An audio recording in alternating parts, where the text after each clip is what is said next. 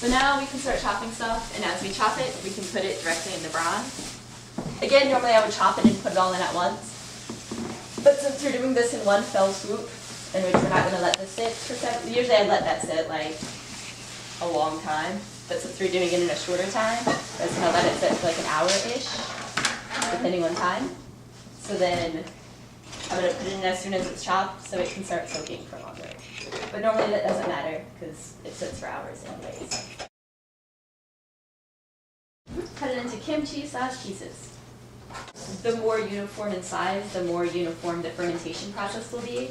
Because like a tiny piece like this is fine, other pieces like this, but this is going to ferment faster than this just because of like surface to mass ratio. And you're going to be thinking about how we're putting in beets and radishes and stuff like that.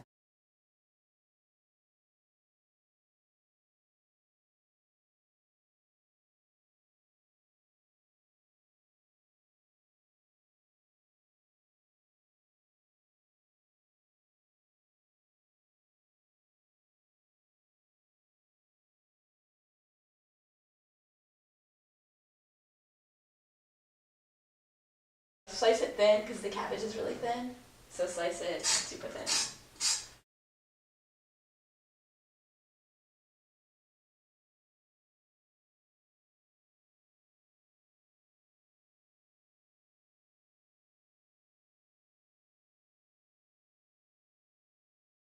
When it's done fermenting, as soon as it's done fermenting, you have to stick it in the fridge, otherwise it will keep fermenting. So as soon as it's ready, you... There's no problem with it keep on fermenting. Yes, because it gets inedible. Oh. It gets really It turns inedible. into what?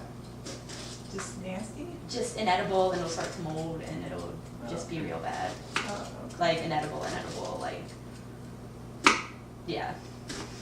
And I have a high food tolerance. It turns into compost. Yeah, because it gets like, it gets...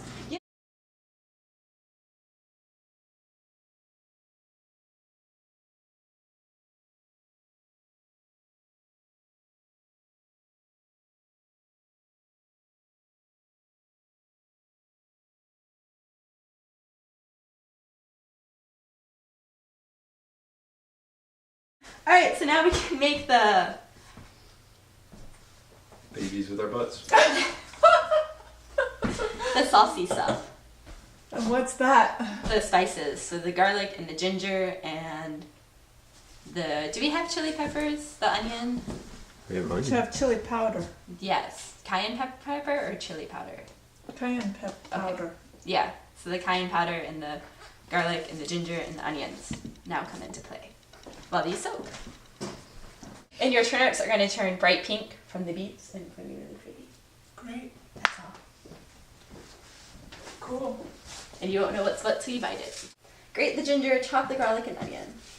Just thinly chop the garlic. Yes, we want everything, at this point we want everything as small as you can get it. I brought a couple heads of garlic. Should I just use all of it, or? Well, how much? I don't think we need that much, do we? I really like garlic. Yeah, me too. Oh, she does. Yeah, and I have garlic He tattooed. does too. Yeah. You have garlic tattooed on I you. do. Yeah, I put garlic on my chest. Oh, wow. I love garlic. So I'm not the person to ask how much garlic you put in something. You think you need to get better look at this. Get it on camera. Just saying, garlic's real good. Do you have a microplane for this ginger, or a grater, or a... Yeah. And when you're doing the ginger, you should do it in here so we catch all the juice.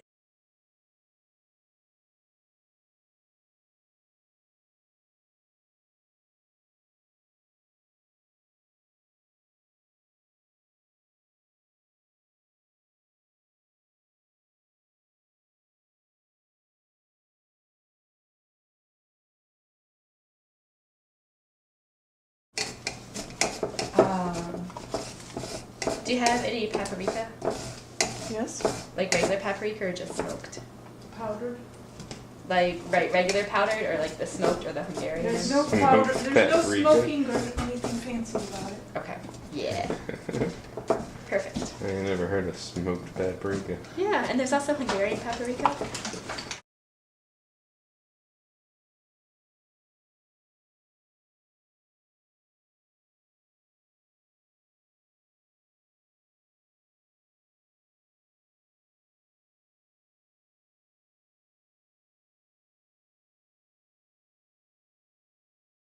So this is onions, It garlic, and was a very ginger. scary moment. We need to figure out a way to like make that saucy. Saucy. Make that saucy? Yes. Tell us how. I don't know. We can put it in a Ziploc bag with a rolling pin or with a hammer. We can potentially Put use it a food in, processor. Yeah, put it in the Vitamixer. Oh, yeah. Forget about it.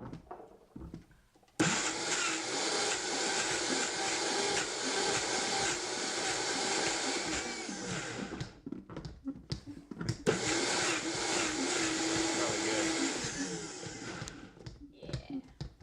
That's probably good. Yeah. See, it's tastified. Yeah. It's not quite done soaking.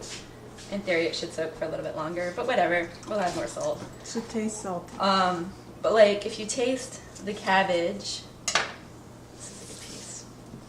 Like the outside tastes salty, but the inside still tastes sweet. Do you want to taste? But the inside still tastes sweet, which means it should soak for a little longer. But whatever. We're finishing it tonight. Oh. But if you pull out a really little piece, like one this size, possibly, I don't know, these will probably be properly salted, possibly, because they're Hold on really a sec. tiny. So they should be like, is that salted all the way through, kind of? Does it taste more salty or less salty? More salty. Yeah, because it's smaller and has a greater surface area. Total disaster. But I can Do use it that over liquid the- soup. Yeah, it does. Yeah. True. Do We it may over- not end up adding any. Also, when I'm doing this, I'm gonna pull, when I find big pieces like this, I'm gonna pull them apart. Because like how you just tasted in the small pieces were more salty than the big pieces. That means that they'll also ferment at different speeds. So something like this is gonna take forever to ferment, whereas tiny pieces will ferment faster. So I'm gonna break these up.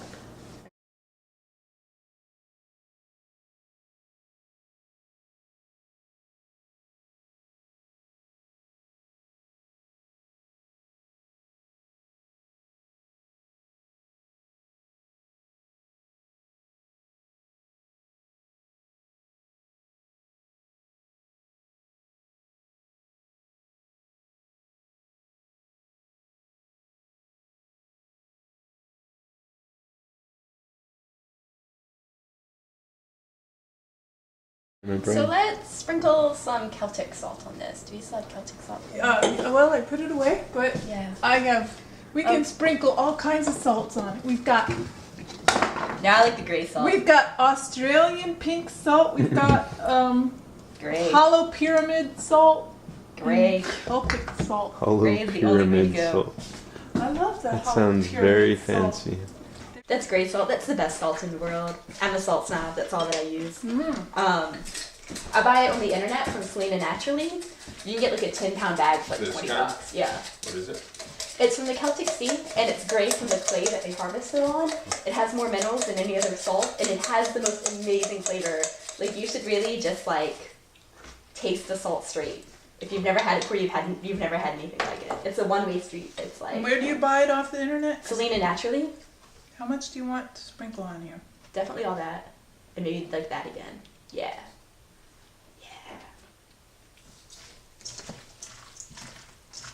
And then just a touch more in this one. But okay, perfect.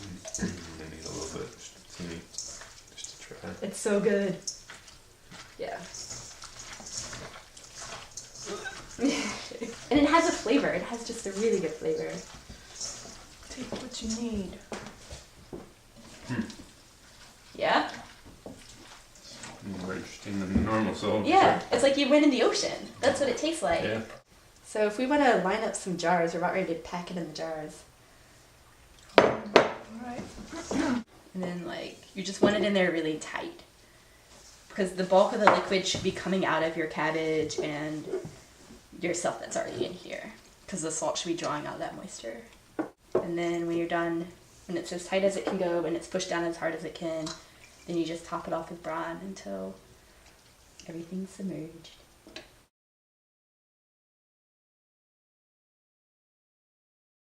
See, you see as you're squishing it down, like, it's making liquid in there. Yes. Yeah. You can see that. Yeah. So you just want to pack it in.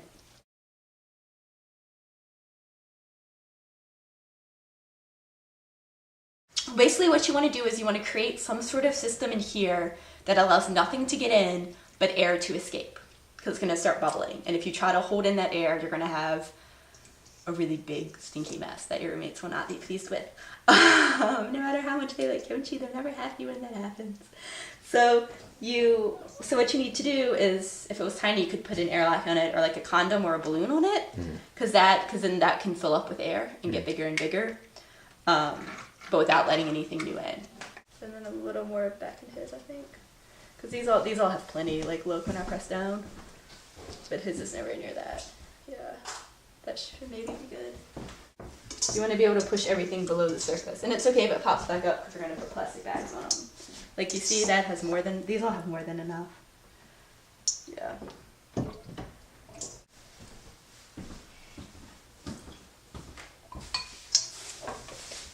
Okay. Or multiple times a day, or every 3 days. Whenever you get excited and want to do it, you poke around and you can poke it and little air will shoot out from these little bubbles that you see producing, because it's alive and it's going to get real bubbly. Yeah. It gets real alive. But you want to get those air bubbles up. Yes. Because the air bubble is going to because if there's an air bubble sitting on top of that right there, there won't be liquid on top of that and it'll mold. Okay. That should be enough.